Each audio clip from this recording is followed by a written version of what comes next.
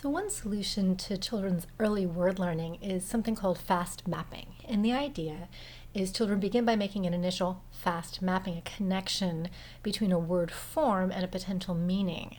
And this is basically a guess, and then as more input comes in, they can modify it. But that initial guess is what the fast mapping is. And there's a variety of experimental evidence suggesting that kids are capable of doing it, some of the studies of which are mentioned here.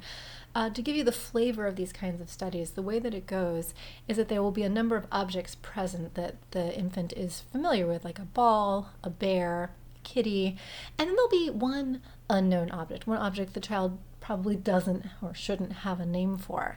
And then what will happen is they'll see where the child is looking, where the infant looks when certain things are said. So for example, if you say, "Can I have the ball?"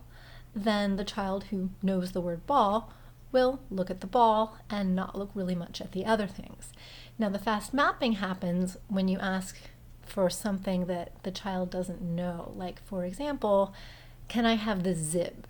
Right? Zib is a made-up word, and so the idea is that that initial connection between the word form zib and a potential meaning is the fast mapping the child would do. And in this case, kids as young as 20 months will make a connection between zib and the unknown object, basically through a process of elimination. Zib can't be the ball or the bear or the kitty because I know words for those.